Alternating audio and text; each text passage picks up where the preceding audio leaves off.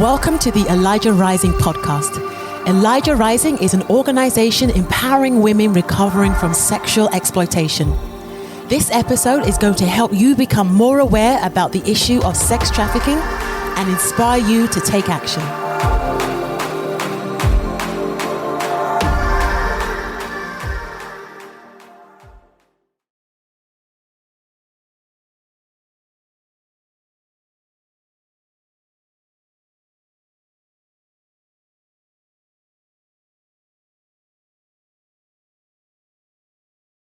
Hey, welcome to the podcast. I'm Adam, and today I am joined once again by Melody Jacobs. Melody is the Office and Intervention Administrator for Elijah Rising. Melody, welcome back to the podcast. Thank you for having me again. Happy to have you back on, because today what we want to discuss is intervention strategies and challenges. Elijah Rising is committed to kind of four key pillars to combat trafficking: prayer, awareness, intervention, and restoration. And so Melody has really come into her own in the role of leading our intervention strategies and has something to say about the challenges that are related to that. And so that's what we're talking about today. So Melody, let's just begin with an update, shall we? Okay. Let's just talk about the status of Elijah Rising intervention. What's going on? Are they happening? Obviously, coronavirus kind of shut them down for a while. So what's up? How's it going? What's going on? So we are doing interventions.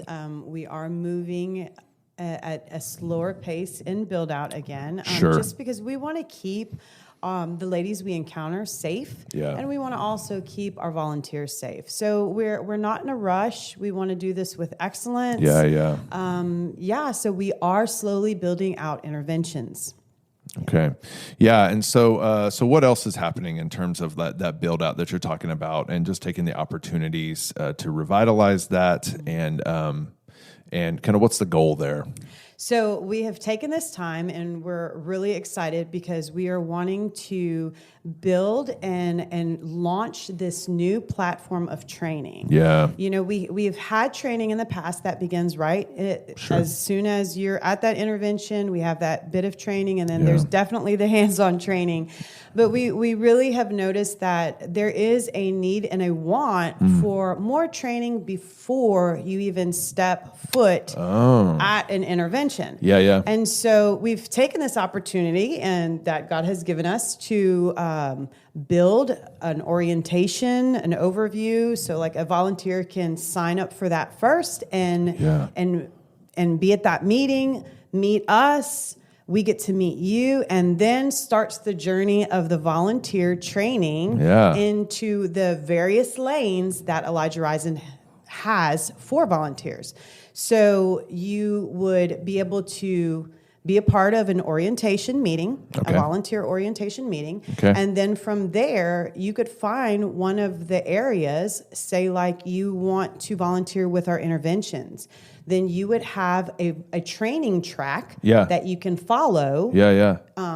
And learn more about the different kinds of interventions that we do. You could maybe have a heart to volunteer with our restorative care program. Okay. And so there's training for that. Yeah.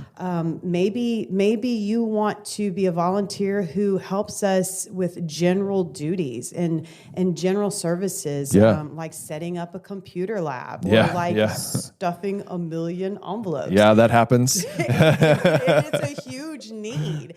For sure. And that volunteer is just as important as the intervention volunteer. Absolutely. So we want to be able to equip and empower people with a more in-depth awareness of who we are and what we do, and also train them and let them know exactly what they're stepping into in that lane of intervention. We want to be able to partner with you in finding that perfect volunteer lane for you. Yeah. So what I kind of hear you saying is like we're really creating a new way to engage volunteers, not just for intervention, because intervention is so volunteer heavy, right? I mean, the majority of the work that we do in terms of outreach is really volunteers. It's not even the staff so much. But what you're saying is like we're kind of creating I don't know what the right word is. I want to say pipeline, but an on ramp for volunteers across the organization, not just intervention. Absolutely. Yeah. So in terms of intervention specifically, kind of turning the corner back to just intervention, what's it look like? Like, how can people participate in this weekly outreach to those who are currently experiencing exploitation? Like, help me kind of start from the very beginning. How can somebody sign up? And then, what's next? What does it look like? So what the volunteer is going to want to do is, if you say you have a passion and you want to get involved with Elijah Rising, you're going to go to our website and go to our volunteer/intervention page and sign up for that first overview orientation. Yeah. After that, then you're going to be placed on the intervention training tracks. Okay, yeah. So, as opposed to like a restorative care training track or whatever. Exactly. Yeah. Okay, great. So say I have a passion. I've sat in the orientation meeting, and man, when they spoke about the strip club intervention, my heart burned for those ladies. Right. So what I'm going to do is I'm going to sign up, and I'm going to do the training modules that Elijah Rising has that equips me with etiquette, intervention etiquette, and So what important. it looks like to be a part of a strip club intervention team. So after you go through those training modules, then we actually place you into one of those teams. Maybe it's the Spring Intervention Strip Club team or the Baytown Intervention Strip Club team. We'll try to place people in their community, because what our goal is to give you the tools to reach your community with awareness and resources, and cover it in prayer. Yeah. This is really to empower people to stand up and be the voice that these ladies do not have, because it's been stolen from them. Yeah. So that volunteer is connected with that team, and maybe once a month, they meet at the intervention site. Yeah, which is often at churches or churches. Here at the main office. Right. Yeah. We have a team here at the main office. So in various places. And you'll meet up with your team, you'll pray, and then you will go out with your team leaders as a group into different places, into different strip clubs, giving out resources, talking to the ladies, praying with them, and starting to really build that relationship with women who are encountering this trauma in your community. Yeah. So tell us about the teams. So you've mentioned strip club. What are the other teams? What does that mean? So we have illicit massage business intervention teams, and we call them IMB teams. Yep. And these are teams that go to massage businesses that we suspect have women that are being trafficked. Yeah. We try to build relationships with them. We bring resources. We pray with them, and we go in. We have a couple of routes. We try not to hit the same place like too many times in a row. So there is some strategy behind that, and I won't get into the weeds of that. Sure, yeah. but you go and you build relationships. We have the Cantina intervention team that goes into cantinas that we know women are being trafficked out of. We have street teams. Yep. There are areas in Houston, for example, Bissonnette is called The Track.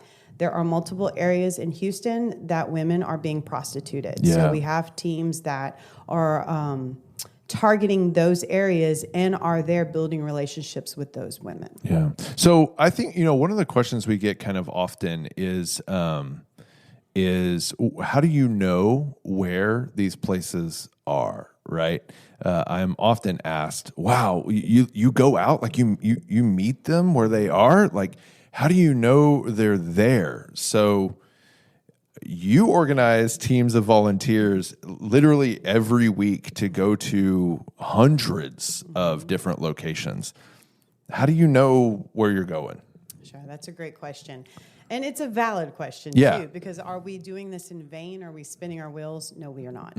So we have received our research, our information from local survivors, Yeah. from other organizations that we partner with, from government agencies that we have relationship with, and also from my own research. Yeah, that's right. There are ways, and I won't get into too much of the details, that I can research places and know that these type of things are happening. Yeah. And honestly, like on the street, you can go out there and just You sit in your see- car, and yeah. you will see that it is happening. Yeah. So we do our very best to research any place that we are bringing a volunteer team. Sure. You know, two, because of safety. We want our volunteers to be safe. Yeah. We want to move with excellence in where we go and who we speak with. Yeah, absolutely. Yeah.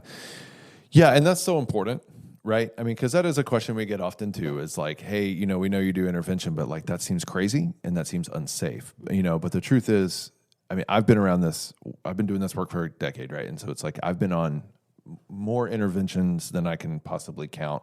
Not so much these days, but in those early days. And you know, it's not that it's like 100% safe, but like where else in your life are you ever even 100% safe, right? You know what I mean? Like there is a level of risk in anything that you choose to do with your time. But it is, you know, just back to your point, like it is a priority of Elijah Rising that like safety is an utmost priority, not just for our staff, but really for those volunteers. And I think most importantly, for those that we're actually going to serve. We don't want to put them in jeopardy or put them at risk in any way either, which goes back to the training of all of our volunteers, right? That's why you have to know what you're doing before you go. Okay, so then one of the things I'm interested to hear you talk about is that strategy piece again, that approach. So are there different approaches to reaching people in those different typologies, is a term that we're using a lot these days, those different types of trafficking, the IMB, the cantina, the strip club, the street? Are there different approaches? Yes and no. Okay, great. Yeah. This is a question I've never asked Melody before, so I'm really interested in to hear like what you think. So yes, in the fact that we always approach people with the love of Jesus. Yeah, okay, so that's the same. That is across the boards, Right. with no judgment and Yeah. love. If I have a woman who's being trafficked, a buyer or a pimp in front of me, Right. then I am going to speak to them with truth and love. Yeah. Non-negotiable. Non-negotiable. If Right. you have judgments, if you struggle, then sign up for our intercessory prayer team, because prayer, first and foremost, will wring out any judgments or issues you might have. Well said. You know, so and that's okay. It's normal. It's human. There's no judgment on our part, but it is something that you have to choose. Like we choose to go in love. So every place, every person, we are choosing to say, you know what, we love you despite past, despite what you're doing. Yeah. You know, we believe that everyone has an opportunity to make a better choice. Well, I mean, and every one of those people, whether it's buyer, trafficker, you know, victim of those traffickers, they are each and every one made in the image of God. Absolutely. Each and every one deserving of dignity, love, and respect. Even though they might be a person committing a heinous injustice in that moment, we have this opportunity to be not, you know, I was going to use kind of an overused phrase, but like the hands and feet of Jesus in those people's lives in that moment, right? We do. And so that has to be the priority, right? Absolutely. So I kind of got us off a little bit. So approaches to different locations. Yes. Okay. And so the note part is that it doesn't look the same. Like, we have some interventions that, like our street interventions, that happen every single Friday. Right. We can be out there and it does not matter. I don't care if I'm messing up the pimp's business. Yeah, right. In that sense, you know? Right. But there are businesses that at a front as a business that we do have to be mindful of. That if I say I go into an IMB every single week, my picture's probably going to be on the front door, like, don't let them in. Right, right. So we do need to be wise. And even on the street, let me backtrack, because I do want to clarify, even on the street, like if there is a lady that we are encountering and she cannot talk to us, we never stop her. We never try to hold on to her in conversation. We are very, very mindful, because I might make myself feel amazing because I got to have this long conversation, but she probably will pay the price for that long conversation later. Yeah. So in the terms of, we can be out there on location every Friday, yes, that looks different. But when we're going to businesses, we are mindful, and we try to just keep that to like once a month. Yeah, yeah. You know, one of the things that people ask me a lot, Melody, is, and so somebody just asked me this the other day, was, how do you know what to say? And so I wonder, like, if you think about, you know, whether it is that scenario, you know, it's 11 o'clock at night out on the street, or it's, you know, standing in a loud cantina, right, with just blaring music and people dancing everywhere, right? Or, you know, fill in the blank of one of these locations. How do you know what to say to this woman that's standing in front of you? What do you do in that scenario? So I always like to explain it to people and bring it kind of back to earth. Okay, great. What would you say to someone that maybe you're sitting across from a table having a cup of coffee? Yeah. What would you say to someone who maybe you walked by in the grocery store and they're having a hard time? You can see that maybe they can't reach the top shelf. Yeah. Hey, can I get that for you? Do you need some help? Yeah. Yeah. So yes, realistically, the environment is something that most volunteers are not acclimated to, and it's not somewhere they visit on a weekly basis. And I understand that. Sure. You know? But if you can choose to, like, you know what, this person is just like me. Mm-hmm. You know, they've had some decisions possibly made for them that led them to this place, and it's sad. Yeah. And that could be me. Yeah. So you speak to them like you would speak to anyone else. Yeah. Who you are trying to encourage and trying to build relationship with. Yeah. Yeah. We're going to take a break in the podcast, but when we come back, I want us to talk about intervention sites. That's some language that we use frequently here. I want to talk about what that looks like. And so stick with us. We'll see you on the other side of the break. Take a second and think about how many subscription services you have. Netflix, Hulu, Spotify. If you're like me, you have more than you actually use. That money just disappears out of your bank account, or maybe you don't even use the product anymore. So why not donate that same amount of money to Elijah Rising and know that every dollar you spend directly serves those who are overcoming sex trafficking? We invite you to join The Rise. The Rise is a dedicated community of recurring donors who give strategically to fund the work of ending sex trafficking. Join our community of more than 200 members who have decided to rise up. $10 a month can provide services for women seeking to exit exploitation. $40 a month can provide job training and employment for an overcomer of trafficking. Donate online via credit card, debit, ACH, or Apple and Google Pay at ElijahRising.org/rise. Hey, welcome back. So Melody, let's talk about what an intervention site is. I think, as I said before the break, like that's a language we use a lot here, but it just kind of struck me the other day, like maybe nobody knows what the heck that means. So Melody, what is an intervention site for Elijah Rising? Okay, so I'm so glad you asked. So basically an intervention site is a location where our teams can come together and meet. Yeah. Start the meeting, go over intervention etiquette. Maybe someone new is joining that particular team. Yeah. So they go over that intervention etiquette. Maybe there's questions that need to be answered. Then there's a time of prayer. All of our intervention sites start with a time of prayer. Yeah. Which is huge. It's important. Sure. So then from that point, say if it's like a street intervention, there's a little place where they can pray and then they come out and set up the table out on the sidewalk or by the sidewalk. If it's an intervention site where it's located at a church and there's teams that are going out to IMBs, teams that are going out to strip clubs, or maybe a team is hitting hotel awareness, which is one I actually didn't mention That's earlier. right. That's another team. Yeah. That's another That's good. intervention team. That's good. Yeah. So they have a meeting place. People pick, hey, I can drive.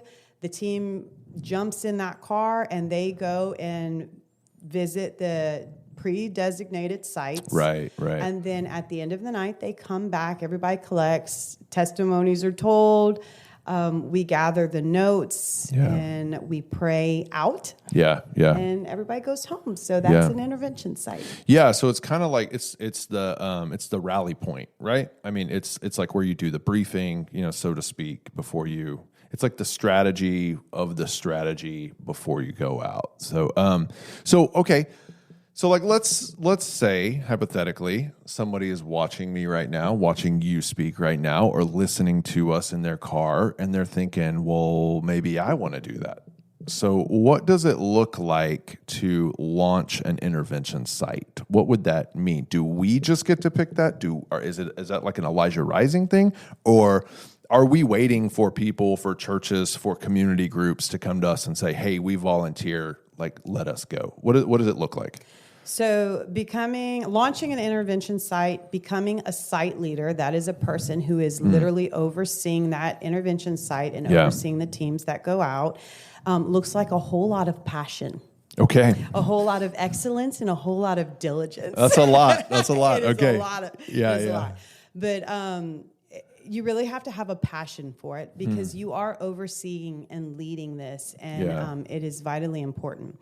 So for our site leaders, who that's what you would be called if you said, hey, I have this church. Yeah. I have this this group of people who are passionate and we want to start an intervention site. I would say that is wonderful. If you haven't already been a volunteer with us, right, we ask that you come partner with us for at least 6 months. See how other intervention sites do it. Yeah. Step into that team leader place where you're trained and you've gone a couple of times and now you feel confident enough to lead a team. And then when you have that experience, when you see that, okay, this is something that I can say yes to on a monthly basis, or even on a weekly basis. To make a commitment, right? Exactly. Yeah. Then we will support you, help launch the site, materials, help with research, help with training, whatever it is that we can do to facilitate you to be successful. Yeah. You really get kind of the weight of like all of the Elijah Rising thing that we are, the leadership, even personal relationship with you and with our staff and all the resources that we kind of have at our disposal. We kind of give that to you, right? I mean, if you're launching a site, including print materials, resources, all that kind of stuff. But it's a commitment though. It is. And we have, right now, we have site leaders that are just amazing incredible people. And we know you listen and watch, and we thank you. Yes.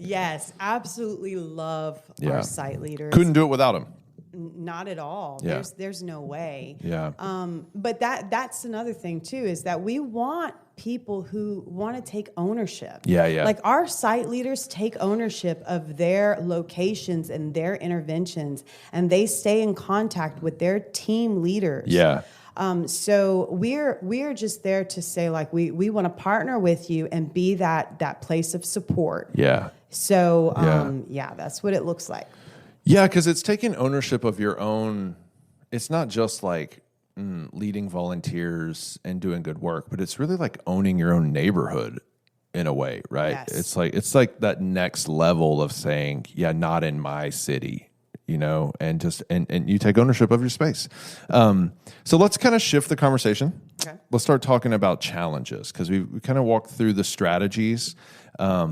So I want to talk about challenges. So I want to do it in two ways, okay? I want to first talk about the challenges we face in intervention and as it relates to reaching those who are experiencing exploitation. And then I want to come back around and talk about challenges to mobilizing an entire city of people to do the work, right? So let's start with reaching those who are being exploited. What are the challenges that you're seeing on the street and in these locations these days?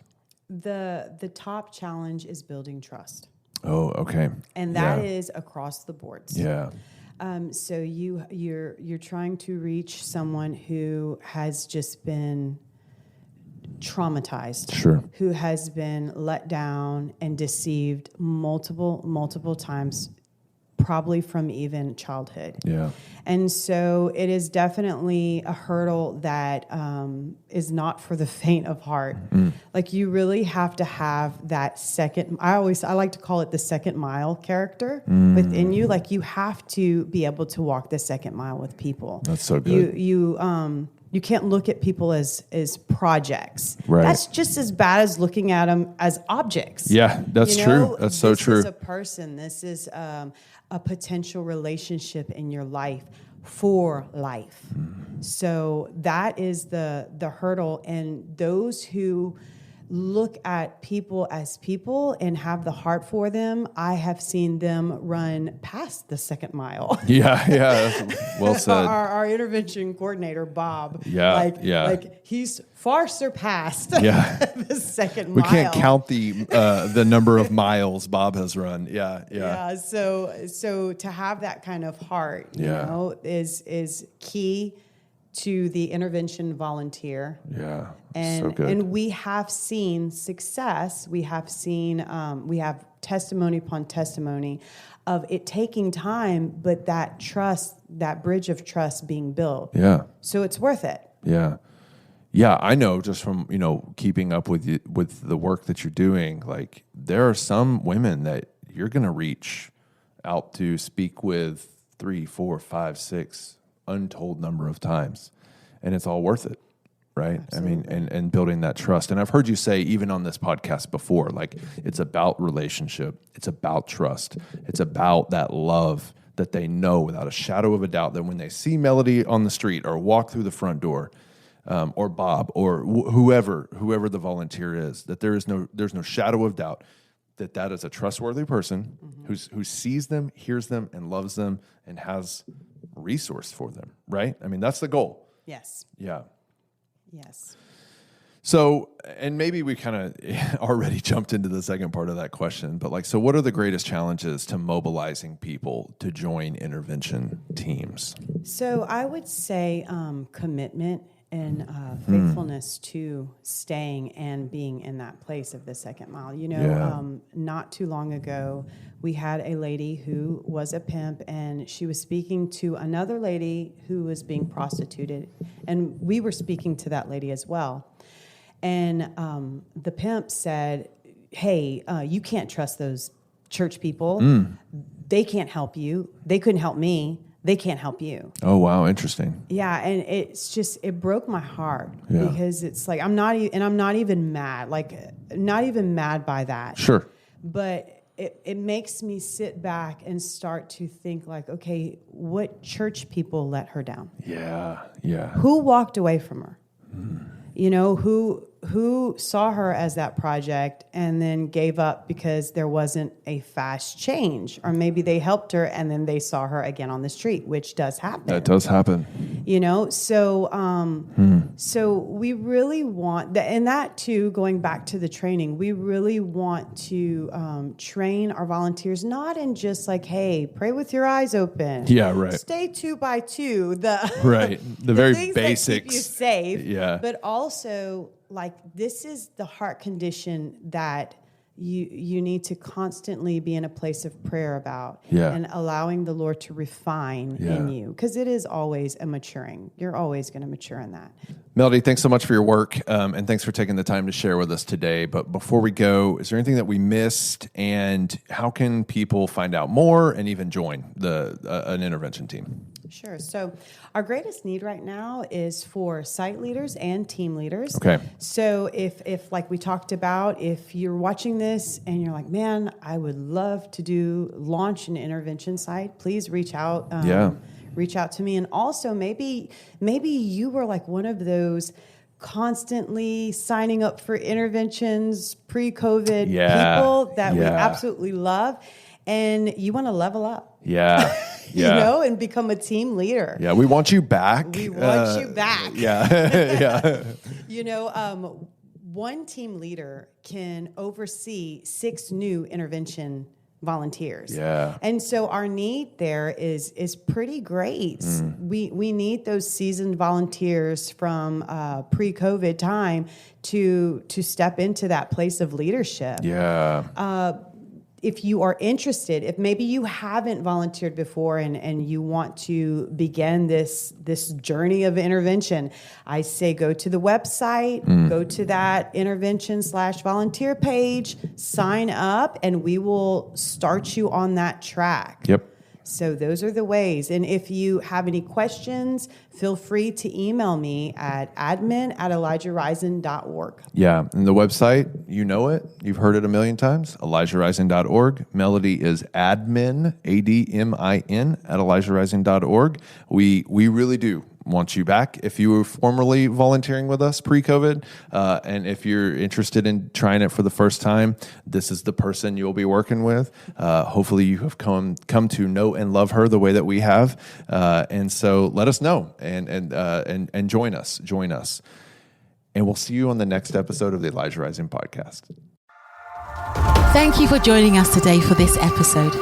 If you were inspired by this content today, please share, rate, and leave a review. Also, please consider making a donation at ElijahRising.org/donate. Your support helps us continue the vital mission to combat sex trafficking. Until next time.